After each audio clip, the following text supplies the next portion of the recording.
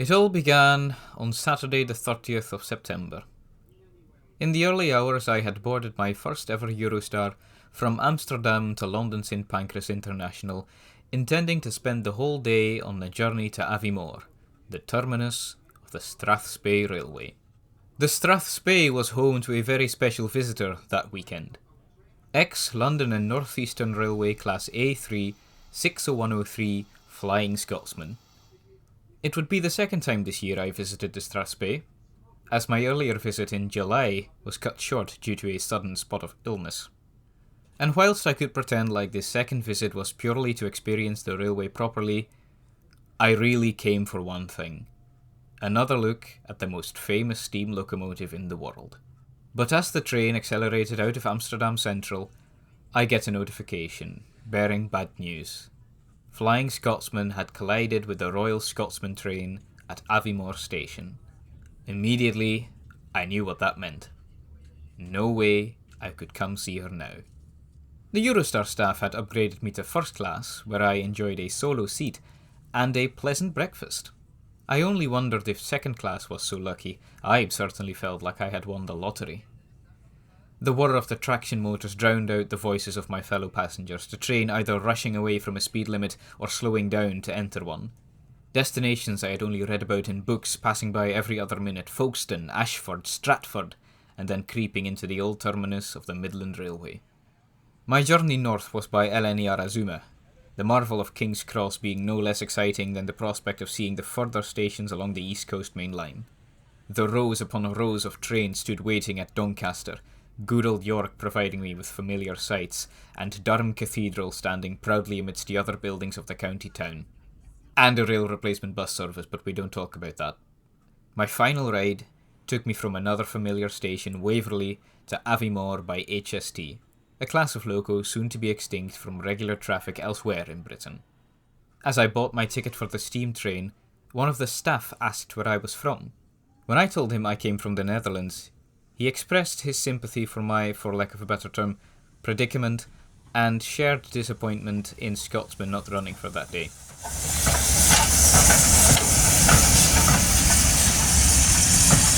The loco running all the trains on the intensive surface today is the same loco I had seen in July, Ivet Class 2 262, number 46512, with a Scottish Region blue number plate. I really like Ivet's locos, so it was not too disappointing, especially considering how I had hoped the visit would pan out.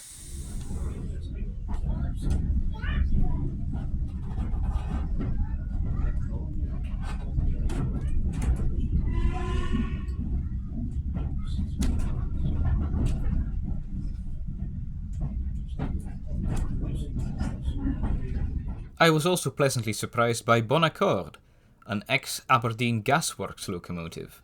The 126-year-old engine was equipped with skirts to work along the Public Waterloo and Regent Quays.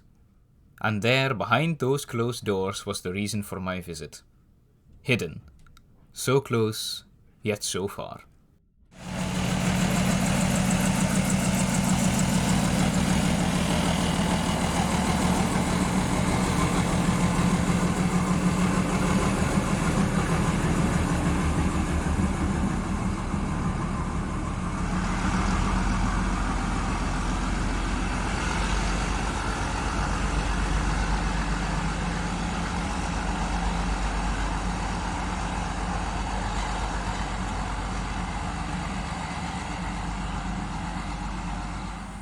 At Boat of Garden I got off the train in order to have my wander around, buy some books, and get that coveted shot of the departing steam train.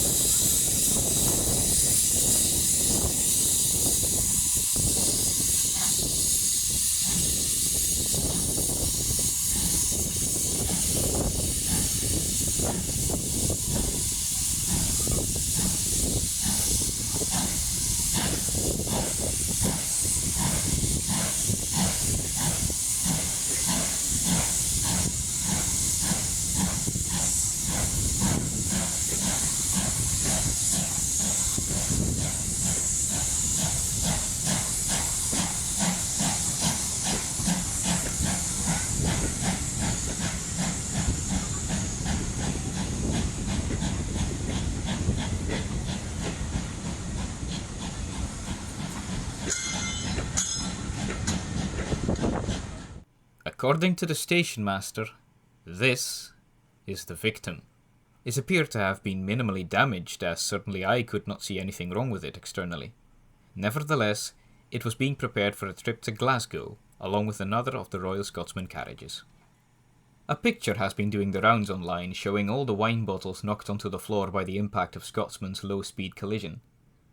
The station master assured me she could not have run into the train at more than 10 miles an hour, but 2 miles an hour is already the danger zone when buffering up. He also humorously remarked that the wine bottles were left in situ, causing the carriage to jingle at the slightest movement.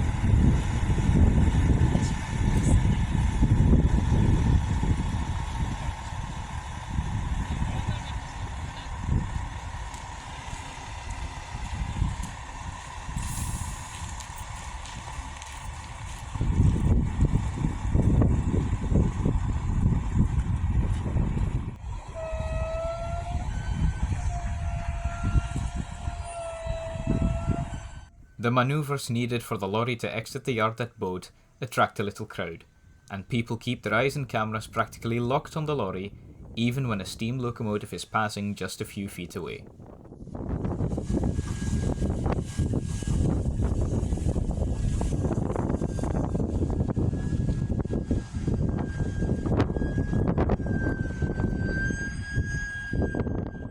On the way back to Aviemore, and as we passed the shed again, with Flying Scotsman inside, it dawned on me just how much effort I put into this venture, only to return basically empty-handed.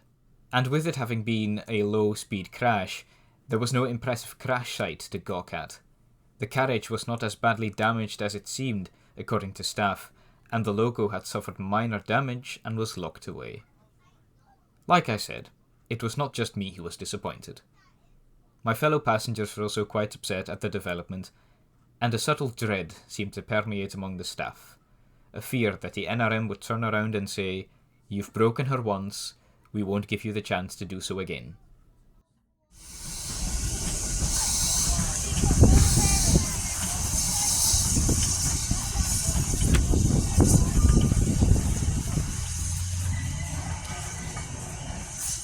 But as I walked over to film this shot, I more or less bumped into Dave from the Dean Park YouTube channel.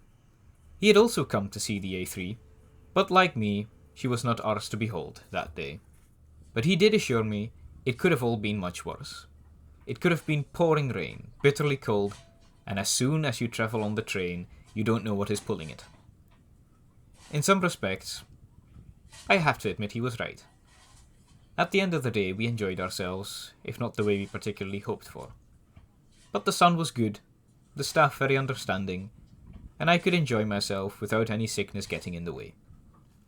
Perhaps I should congratulate myself I even got this far. It certainly stings a bit I had to come all this way only to begin the day in utter disappointment, but I did travel to one of my favourite places in the world and got to talk to very interesting people. And in the end, that should be all that matters.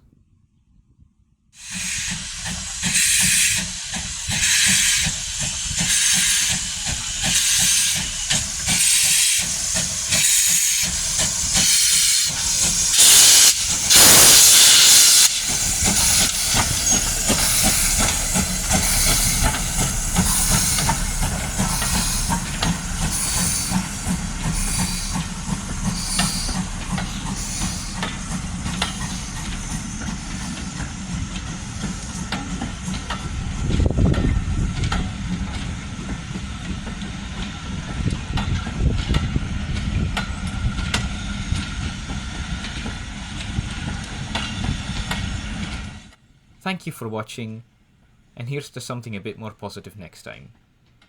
Cheerio!